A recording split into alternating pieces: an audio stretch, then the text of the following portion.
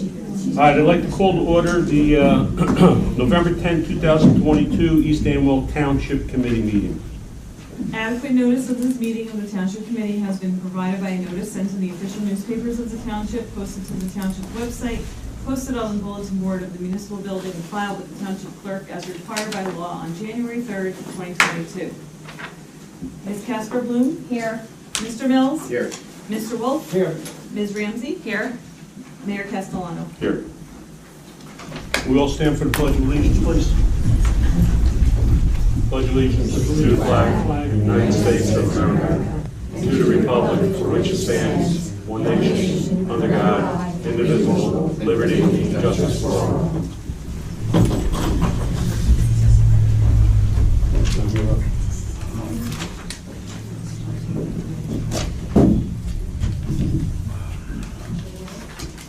Okay, as far as announcements go, the unofficial election results from the November 8th, 2022 show that candidates Dante DePiero and Michael Dendis were elected as Township Committee members beginning in January of 2023.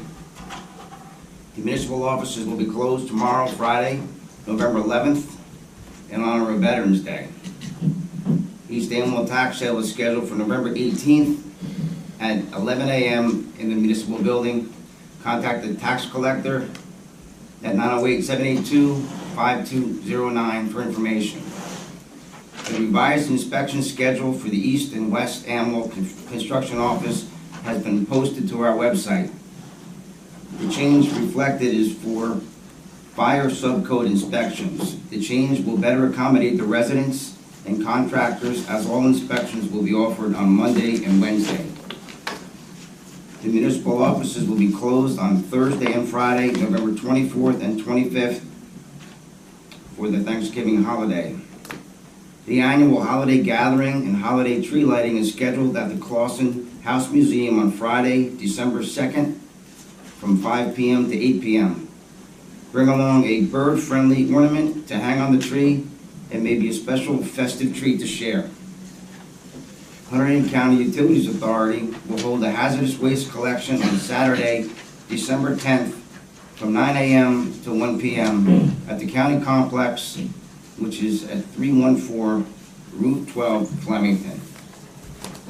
The contact number for the complex is 908-788-1351. There's one more. Stand by. The Township Committee will hold the second regular meeting in December on December 29th at 7 p.m. East Amwell events and more can be found on the community event page on the Township website.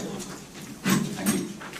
Mark, before we go on, it's been a tradition since I've been on the Township Committee, and I believe for years before that, that we invite the newly elected Township Committee members to join us on the dais.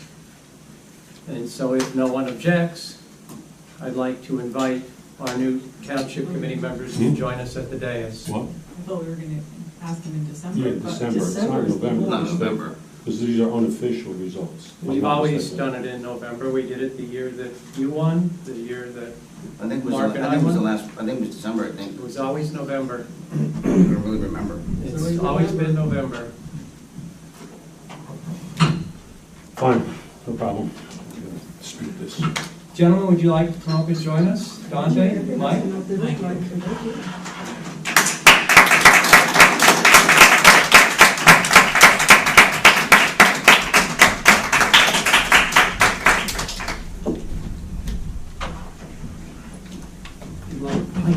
can sit here, and Mike, there's one by Jen.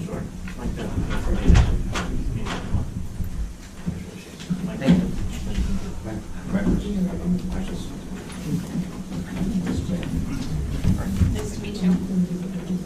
Nice to meet you. All right, moving right along, the minutes. Has everybody had a chance to review? We will do the exec minutes first. Can I have a motion to, are we going to do these together, or want to do them separately?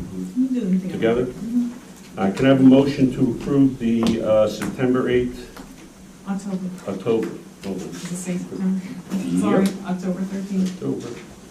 All right, can I have a motion to approve the October 13th, 2022 executive and regular session minutes? So moved. Second? Second. All in favor? Aye. Anyone opposed? Next, Patrick Eckert, it's an addition on the menu, on the agenda. We're going to have a presentation from Pat Eckert from our rescue squad. Thank you. I haven't been here for a while. It's been busy at work and everything, but the rescue squad's there. We do need members. We made these nice new signs up.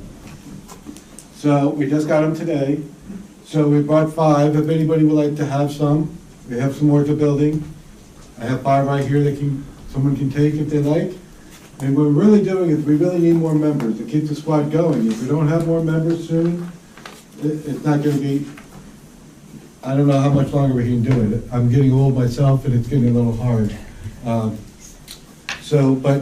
we did get some new members and we are in contact with another squad about our daytime hours. So in October, we did 31 calls, 17 of those were during the day. So most of our members work. When I say during the day, that doesn't mean Saturday and Sundays. We cover our calls on the weekends. We had 681 hours and 45 minutes. That's the amount of time people were at our building, either answering calls or just hanging out. Today I was off, another member was off, we've been there since, I think the other guy's been there since like 10 o'clock last night, but I was there at 9 o'clock until after this meeting. So we've had someone all day. Of course, yesterday we had all the calls and today we had none. But that's the way it goes.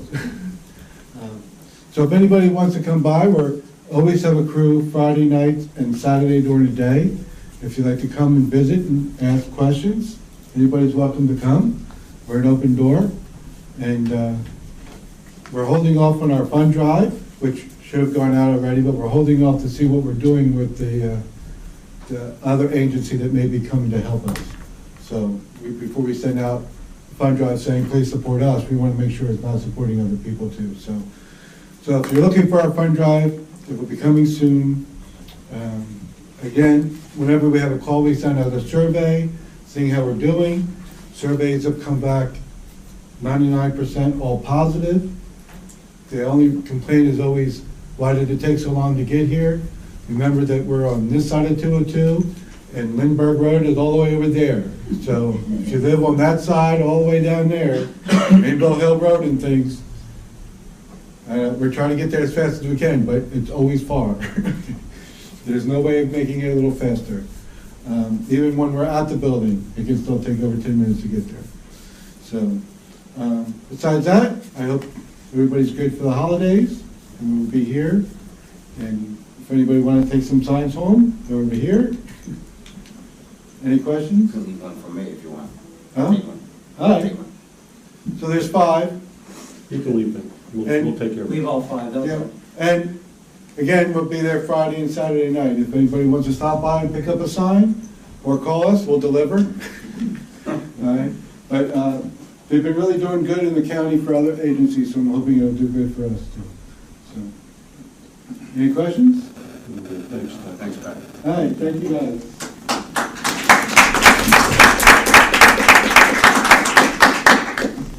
Okay. Each year, every municipality in New Jersey must complete the best practices inventory survey. The inventory assesses each municipality's compliance with various laws and evaluates implementation of fiscal and operational best practices. The Division of Local Government Services determines whether some portion of the municipality's consolidated municipal property tax relief aid and the energy tax receipts aid will be withheld based on the results of its inventory. A score of 24 or higher results in no withholding of aid payment, and I'm happy to say that East Amwell's score was 32.5.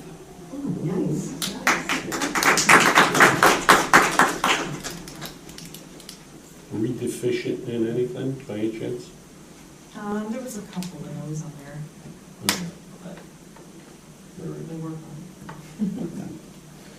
The next item, the county received another application for land preservation. Amwell Valley Conservancy has applied to the County Agricultural Board to preserve another 60 acres adjacent to land that's already been preserved on Frontage Road. Again, like last month, they were granted preliminary approval by the County Agricultural Board and were given the green light approval from the SADC. And the county's ordered their usual appraisals for the property, and once again, they're asking this committee for comments, if any, regarding the preservation application. The county is not asking for any financial commitment from the town at this time. Again, like last month, I think the land preservation, like the Collins family application last month, is a continuation of our commitment to land preservation and not development in the township. Preservation of this 60 additional acres will further ensure that East Amwell will remain a rural farming community, and I support it 100%. Anybody else have any comments, observations? Rick, on this? No, you know me, I'm always a big fan of preservation. I think a big chunk of that, though, is in West Amwell, correct? Only Correct. part of it is in East, but the area surrounding it is already all preserved. Correct, it's so adjacent, correct. this will just make that preserved area even larger. Mhm. And the area around it is actually a very pretty area, so it'd be nice to see even more of it preserved. Okay. As always, I support preservation. That's been our position, so nothing changes there. Tara? Nothing to add. Okay. Jenna? Yeah, I support it too. All right, I'll contact the county tomorrow, and basically just tell them that we're all for it, and nobody has any negative comments or have the township have any additional use for that land. I need a motion to open to the public, please. So moved. Second? All in favor? Aye. We're now open to the public. Andrew? Andrea Bonnet, 17 Ridge Road. This is something I've been kind of sitting on for many, many years, certainly 7 years. So I'm going to read it just so I don't ramble. On November 3rd, 1998, the East Amwell Township Committee, 3 Democrats, Hamilton, Gardner, and Bonnet, me, and 2 Republicans, Ballant and Reed, unanimously voted their approval for the referendum asking the voters to approve a tax increase to pay for farmland preservation. The referendum was approved by township voters, 1,312 to 383. On May 13th, 1999, the Township Committee, now with 1 Republican member, Reed, and 4 Democratic members, Taft, Hamilton, Gardner, and Bonnet, introduced Ordinance 9918, which was called the Municipal Open Space, Recreation, Farmland, and Historic Preservation Trust Fund. The public hearing, attended by our attorney, Dick Dieterle, was on June 10th, 1999. No members of the public commented, either for or against, or mentioned the discrepancy with the referendum compared to the ordinance, and the Township Committee unanimously adopted it.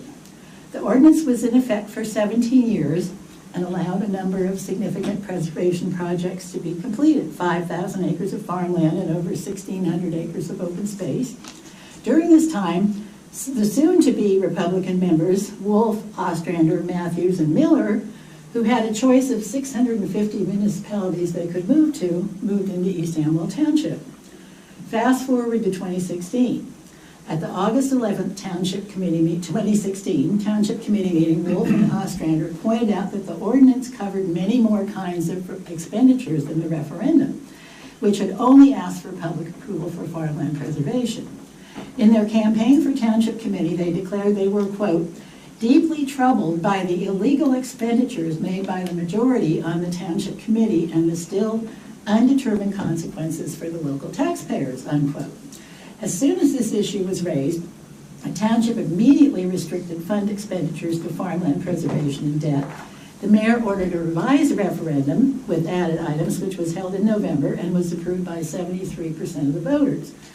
The FOSBIC, the Open Space Committee minutes for October 14, 2016, had done some research on the actual expenditures and indicate thus far, at that point, the township had spent 4% of the fund on open space, 14% on Clausen Park, and 82% on farmland preservation. Wolf and Ostrander were elected to the Township Committee in November 2016, and almost immediately upon taking office in 2017, they reported this discrepancy to the New Jersey Division of Local Government, stating there had been, quote, improperly charged expenditures, unquote.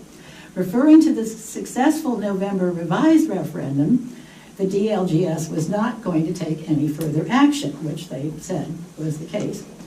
But Wolf and Ostrander were not going to let this go.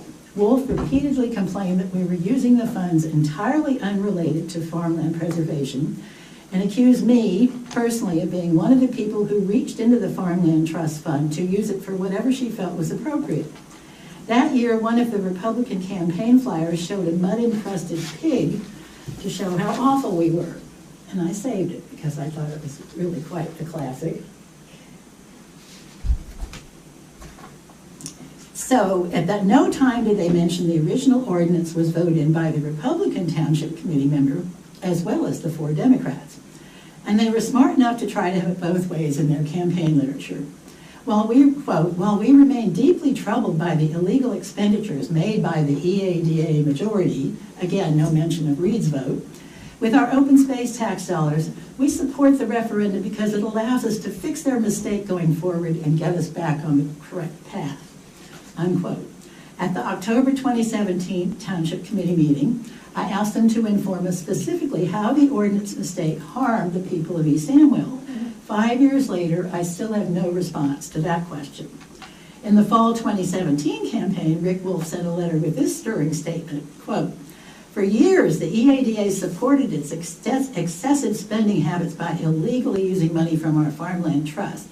In 2016, Tim Matthews, this is a pro-Matthews campaign letter, uncovered this illegal activity and insisted that it stop.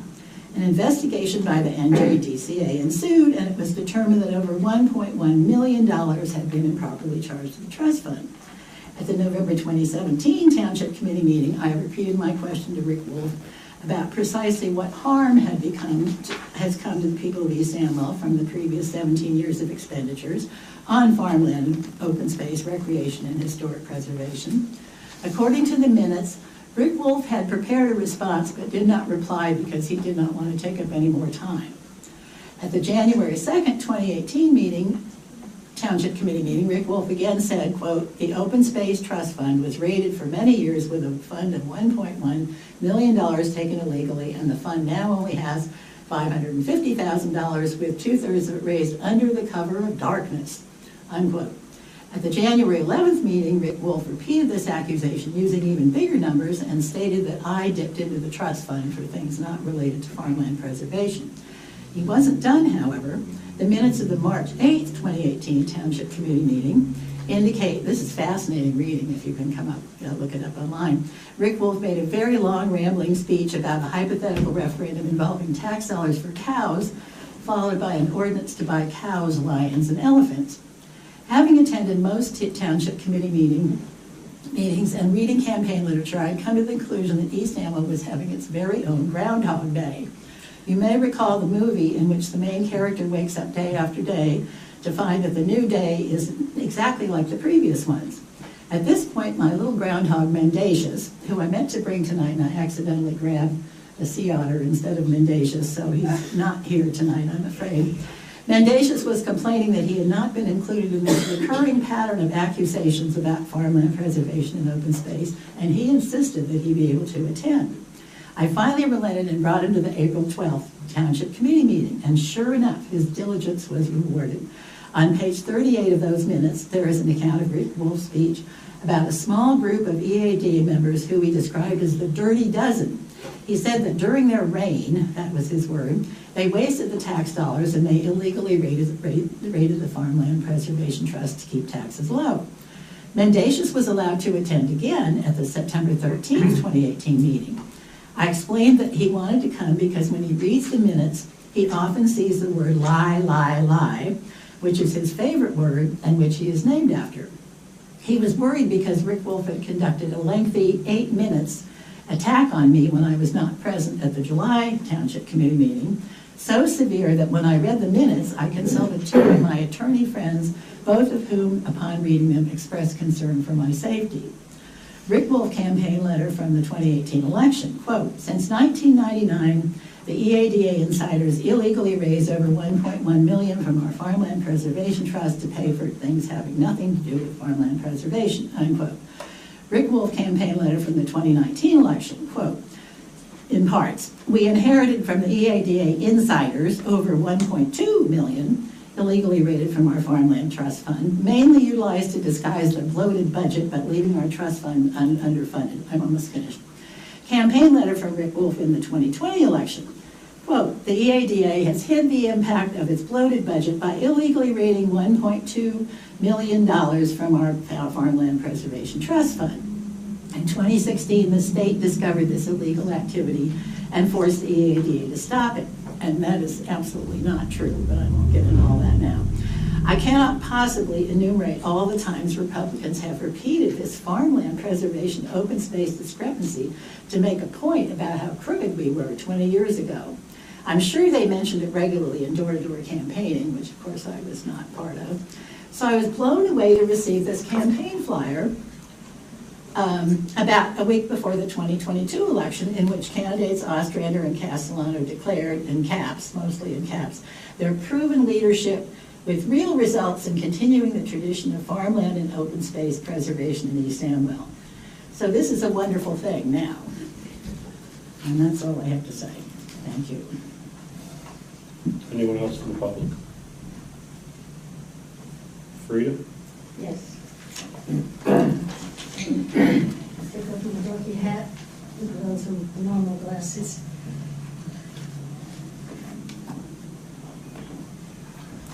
Free Ralph, One Linville Road. In mid-March of this year, I submitted a volunteer application in person to probably pandemic at the time, and I heard nothing. I followed up in the summer again with pandemic. Again, I heard nothing. That application was for positions that had vacancies and that were not political in nature. So tonight, I am putting on the record my current volunteer application. I am applying for a position on the planning board where there are vacancies. My qualifications are that I served for approximately 20 years on the East Amwell Board of Adjustment. During that time, I was chair and vice chair numerous times. My vote on granting or denying variances was always based on the merits of the application and not political. I have 8 copies here, one for Linda, one for the 5 current members, and Mike and Dante.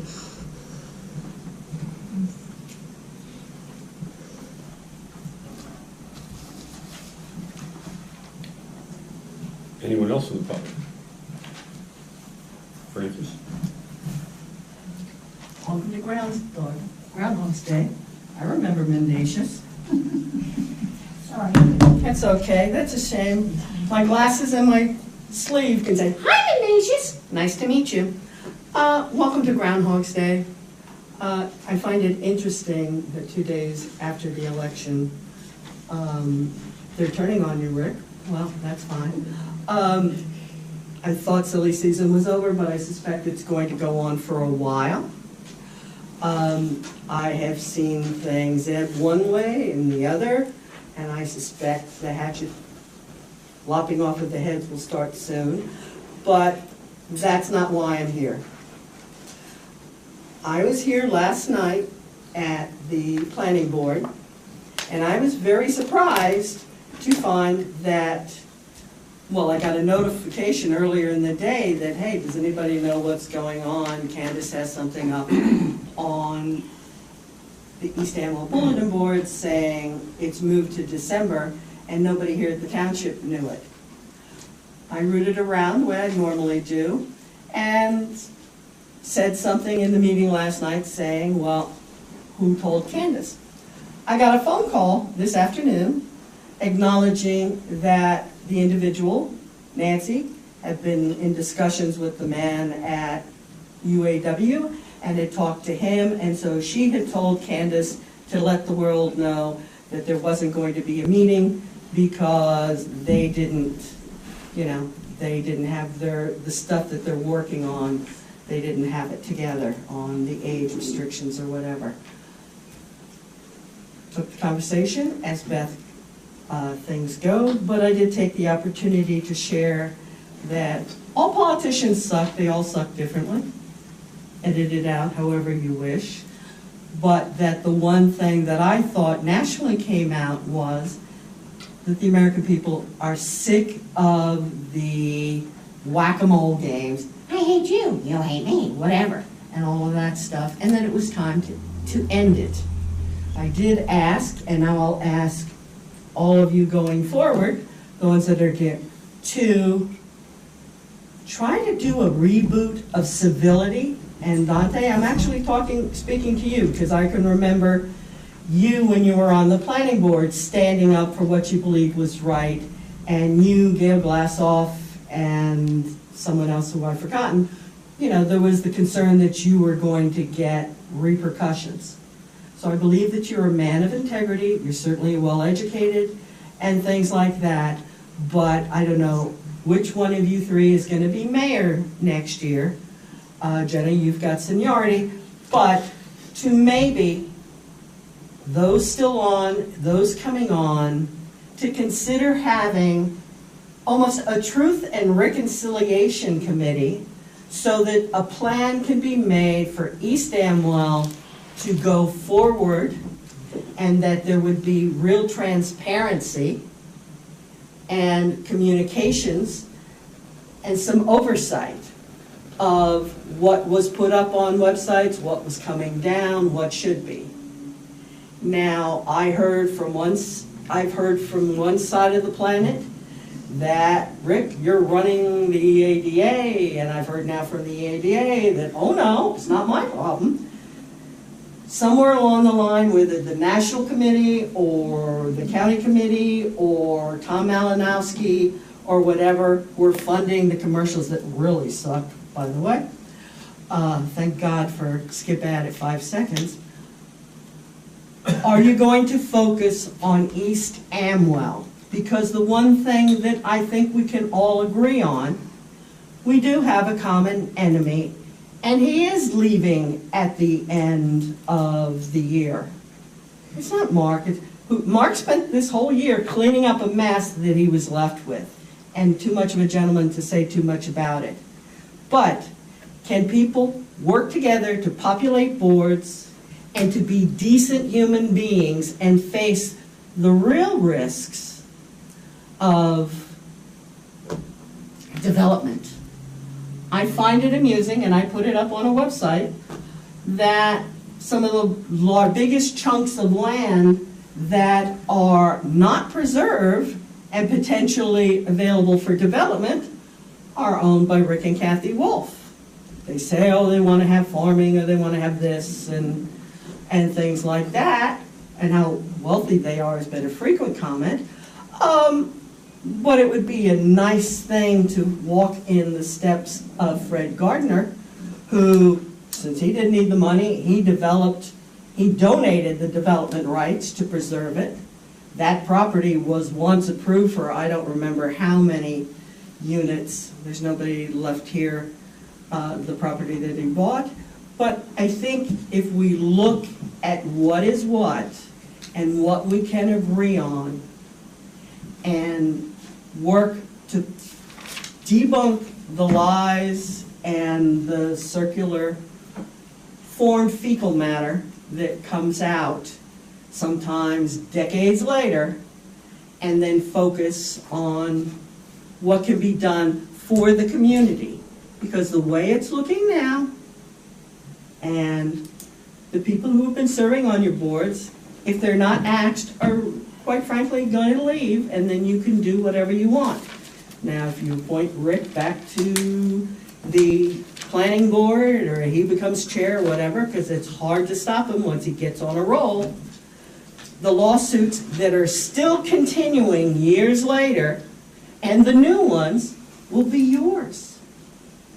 So I can commend you for letting a dog hunt for you. But at this point in time, the dog is yours.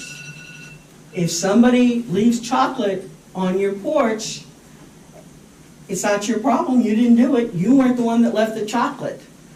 But if you pick it up, peel it, live with it, and eat it, it's your chocolate, it's your hips, it's your sugar high. And the onus is going to be on the Democratic majority and the EADA. And what I would hope would come out of maybe the unaffiliated people out there that are the true majority and are disgusted, in that people would form some things to start looking at parties and getting involved at the primary level, so you don't get the extremes or whatever, and then come together with plans for the community and to do things right. Am I optimistic? No, but it's a challenge. Mr. Dendish, you used to be a Republican. You're now a Democrat. More power to you. Jasper, Jenna, you know, all of you. Mark is going to be off. So it'll be, and thank God, Richard Wolf will be off. I had no knowledge, by the way, that the party had sent out something using the September show of me being called an a-hole. I wish to God that they had left in my response, which when I did see it was edited out for probably political purposes. But while I was accused of being a sphincter, my response was that, well, you're the contents. People need to look and see what went on, how did we get there, follow the money. Rick brought UAW here. And earlier in the year, he said, bring me 3 more, this is great. Now, there's litigation going on in the state, and I have to look into it and read the stuff, where a lot of these entities have set up these. It's a great way to get in. Oh, it's a charity. And then the towns with their payment in lieu of taxes are having to sue for the money. So whatever you approve, whatever you plan, cross the T's, dot the I's, and be sure, but own it. Because you're Democrats, some of you are Republicans, and then you are your own godlike party. And in the September meeting that formed the basis for this Truth and Reconciliation that's coming up, there was another side fringe party, the People's Party, that had the whole rainbow of people here horrified at a mistake John Mills had made. They didn't self-identify as a party of people who were supporting Mr. Malinowski and Arcasio, whatever, in Brooklyn and all of that, or that had to get so many thousands of votes to remain a party. That's errors and lies by omission. And I would ask that if you've got a website, or if you're putting out information, you self-identify. Tell the truth, get a group of people, it not be here the multiple cycles, stay up for weeks, and something that has nothing to do with a candidate comes down in about 12 seconds or 2 minutes. Own it. If you're going to be it, own it and tell the people the truth, and hopefully the people that watch or live or work here will realize you've got 3 parties here and you've got a wolf in sheep's clothing, and be careful, because he may change, he may bring back mendacious. We might go back to 2.5 acres, remember that? When the zoning was? 3, whatever. Anyway, it's yours now, yours too, Greta, and the rest of it. Be careful what you ask for, you may get it. That's it. I'm going to North Carolina. Anyone else? Tim? Go look up the video of mendacious. Hello, everyone. No, that's not I'm going to stand. It's an alarm clock. I'm going to stand if you don't mind my back. I'm Tim Matthews, 72 Lindell Road, Ringoes, New Jersey. And thanks for the reminiscence there. I did a lot of Wonderful research. things, yeah. It was good stuff. Thanks for reminding me about that very ethical move we made. It was the right thing to do.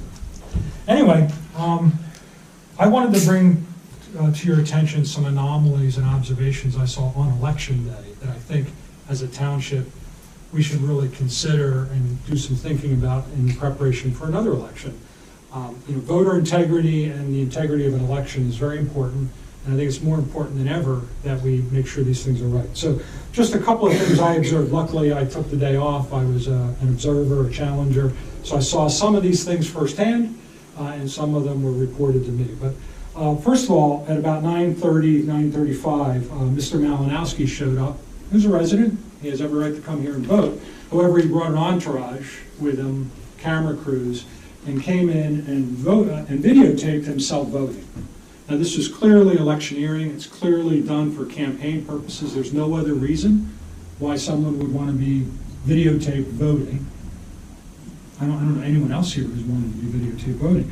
But the problem was he didn't have permission from the residents in the room for their imagery to be captured on any of his videos. Now, I understand, I talked to our clerk. They did get a clearance, which, if you read it, is very vague, to allow this to occur. So I would just encourage you in the future to not allow this to occur. There's no benefit to the residents. People came to me and said that they were intimidated by the fact that there was a video camera in the room, that they didn't want their image to be associated with that man. And as you could see the results, East Amwell did not support Tom Malinowski. So there were people in this room trying to cast their vote and trying to be private about it and do the right thing. And we had a little bit of a campaign thing going on here. So I did challenge him personally. I questioned him and he ignored me and refused to speak to me. So it just shows you the character of that individual. But I would request in the future that our clerk hold her ground and don't allow this to happen, no matter what party. There's no reason to have someone come in and videotape themselves voting. It's only their own ego. That's it. So that's first one. Second one, at least 5 voters complained to me personally during the election, during the vote, that when they pressed buttons for the top line, which happened to be the Republican line, it's random, it was the Republican line, that the Democrat line candidates lit up and that they had to get coaching about how to change it. Now, I'm not insinuating that any votes were wrong, because all of these people said they finally did vote for who they wanted to vote for. But clearly the machines, now these are new machines, so we're just shaking them out, but clearly some of these machines had some challenges where buttons were pushed and other buttons lit up. Now luckily the voters saw that and asked for correction. So, but I know of 5, and I was only in here for part of the day in one district, at a time. So it may have happened more often than that. The third thing, which I think was most concerning to me, at about 3:05, 2 people came here from the county dressed in what I would call T-shirts and jeans as county employees or county delegates of some sort, and they said that they had to come in and change the canisters of the paper ballots. So apparently the machines, as we all know, has a paper ballot, you view it, and then you push a button and it gets slurped into a container, a plastic container. And these containers have about a 500 vote limit. So at about 3 o'clock, apparently they were getting close to being half full. These people were dispatched down from the election board to come and change the canisters. Now what was most curious is they could have just changed the canisters and left the votes here in this room next to each machine, the canisters. But no, they had to take our votes, East Amwell resident votes, more than 250 per district, walked out this door without any kind of supervision or security. I went out and looked at the truck. It was a white county pickup truck, open-ended back pickup truck, wide open boxes with more of these canisters in them, sitting out here for over 15 minutes without anyone looking at the truck. So there might have been other towns' canisters in there, because I then followed the truck after it left here with our votes,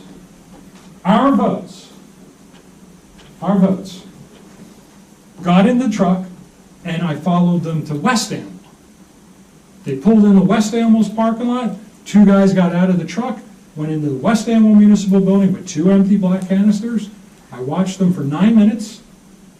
Truck was empty, wide open boxes, no one looking at it. They came out, threw the canisters of, I guess, West Amwell votes into the back of a truck, and they drove away. Now, I tried to follow them again to see where these were gonna go, but I got blocked in by a resident who was voting and just decided to park behind me, and I had to wait for that person to come out, and I missed where they went. But as someone who's in the security business, there was 0 chain of custody on those votes. Now, if this would have been a tighter election and Malinowski and Kane or even any of you guys wanted to have a recount, what would you do? With a broken chain of custody, you couldn't validate the paper ballots. So if the machine was faulty or there was a problem, like there was in Mercer County, we would have to rely on paper ballots. That's the whole point of having the paper ballot, was to have a reliable historical record of the vote. And we don't have that. So right now, East Amwell votes, at least half of them, for the day up till 3 o'clock, are somewhere. Now luckily, I don't think there's any challenge to any of these elections. I think they were clear margins, so no one's disputing it. So we could all ignore it and act like it didn't happen, or we could do something about it. So I suggest as a committee, you think about that. I mean, this is our town. We don't have to let county people in here take our votes. They could have left them right here under the supervision of the election committee. They were here anyway. So they could have just left them here. So this is a flawed system, and we have to be on our lookout for this kind of stuff. So in those 3 options, does anybody have any questions for me? Because I was a first-hand witness to any of this. Does anybody need any more details? Lastly, I'd like to just thank Mark Castellano and Kevin Ostrander for running what I thought was a very ethical campaign and not sort of going down into the gutter with some of the other propaganda that was sent out. So thank you very much. Appreciate it. Anything else in the public? Just to confirm, I was from 6 a.m. to 8:30 in District 4 in there, and when the same 2 guys came in, they had no authentication, they had nothing. They took the containers out, they took them. I stayed until they finished locking up the machine and saw all the special colored seals and things they had to put onto canisters to maintain that chain of custody to go down to the county. And, you know, there was a lapse and a gap in that as I was there. I did not see Mr. Malinowski. Anyone else in the public? I can have a motion to close to the public, please. So moved. Second? Second. All in favor? Aye. All matters listed below are considered to be routine by the Township Committee and will be enacted in one motion in the form listed below. There will not be a separate discussion of these items. If a discussion is desired, that item will be removed from the consent agenda and will be considered immediately after approval of the consent agenda. I need a motion to approve all the above consent agenda resolutions. So moved. Second? I'll second. All in favor? Aye. Anyone opposed? Can I have a roll call, please? Ms. Casper Bloom? Yes. Mr. Mills? Yes. Mr. Wolf? Yes. Ms. Ramsey? Yes. Mayor Castellano? Yes. Jenny, you want to take this one for this resolution on this, Sure, I don't know, or at least kick it off? yeah, I wanted to call Allison up to speak about a resolution we have in front of us right now. If the committee had any questions or anything. So, Sustainable Jersey have offered us free technical assistance for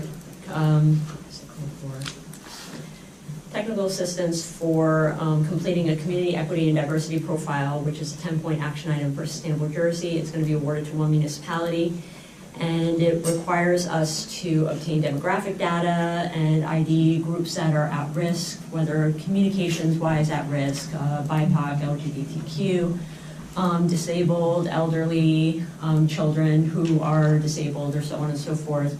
Identify those areas of our township and try to find ways that we can bring them to the table and offer activities and initiatives for them that will make East Amwell a more welcoming and good place to live. So it's a quality of life thing. So they will offer us technical assistance, it's going to be offered to one municipality, so I don't think it's worth the opportunity to apply for this.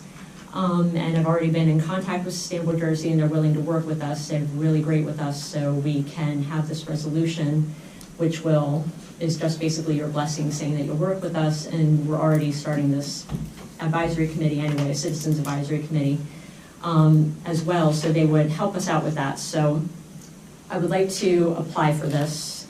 We have to have this by tomorrow. Marnie has been working on the application as well, and I just wanted to know if anybody had any questions with regards to this, and have your blessing to do this, and just let me know. Well, I have one comment in the application. Yeah. I see a name listed there, and I know they said they declined. What's that? In the application that we have right here in front of us, Mhm.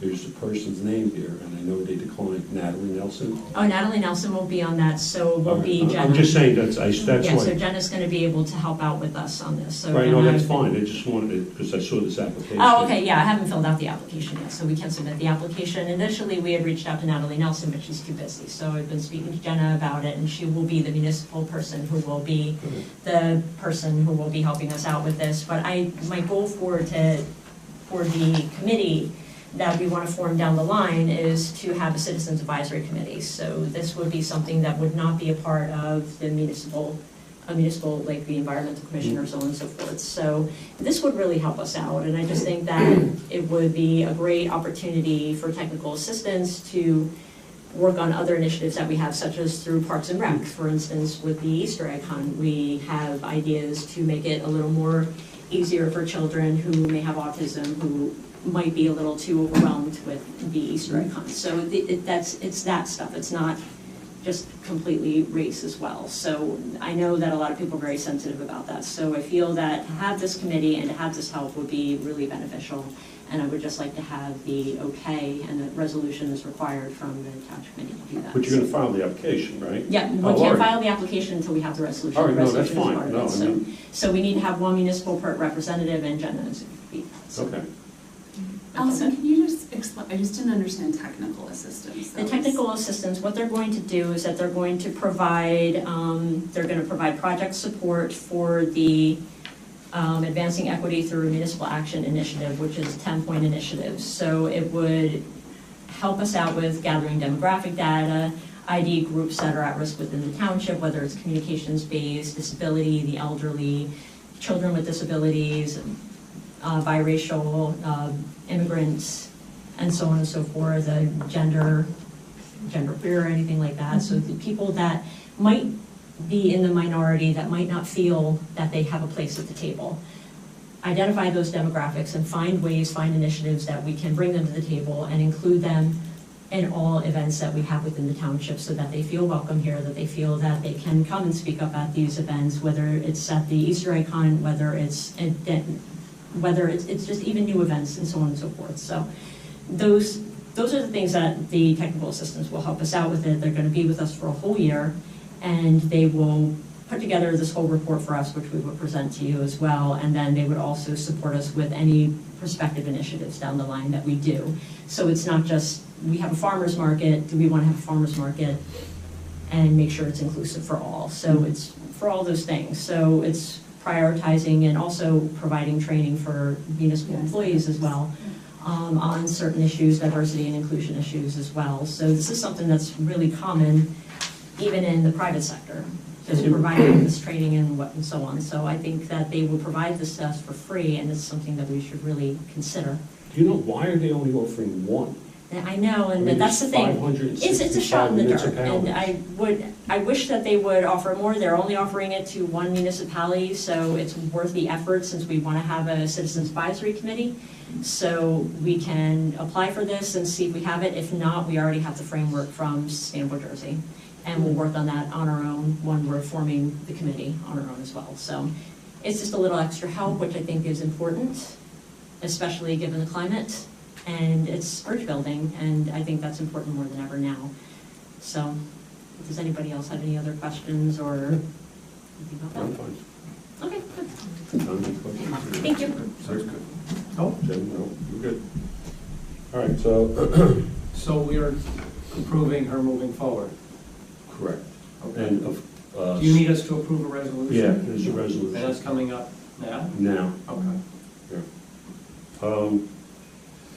Need a motion to approve the resolution, support of local governing body authorizing application for Sustainable Jersey, no-cost technical assistance for advancing equity in our municipality. Can I have a motion? I'll motion. Second? I'll second it. All in favor? Aye. Anyone opposed? Linda, can I have a roll call, please? Ms. Casper Bloom? Yes. Mr. Mills? Yes. Mr. Wolf? Yes. Ms. Ramsey? Yes. Mayor Castellano? Yes. Okay, the next resolution is an authorization to appoint an affordable housing administrative agent. So currently, there's an affordable housing unit at 1117 Old Brook Road, which is on the market. Tara St. Angelo, the owner of the unit, started emailing myself and Tara St. Angelo only because I was still receiving Krista's emails and she was the municipal housing liaison, so it came into my inbox. Tara started responding back to her and I was following along and she wants to put her house on the market.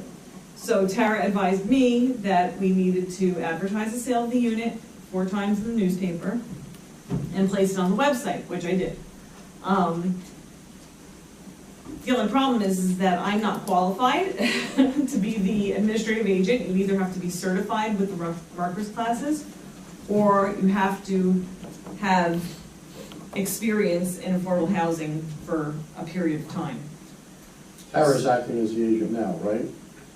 I don't know that she told me we have to appoint an agent. When I spoke to her, she's an attorney at Gephardt & Kiefer. She's acting as an agent now, and it's actually costing us. Correct. To have her do that, so she mentioned that we should appoint somebody. Okay. So, Hiring Gruel has sent a proposal. It's $110 per hour, but our ordinance states that the administrative agent fees are paid for by the owner of the unit. I don't know how that works, obviously, with you know, how the fees get, if it's all done at closing or what, but that's what the Well, resolution. we're gonna pass those fees along. Okay.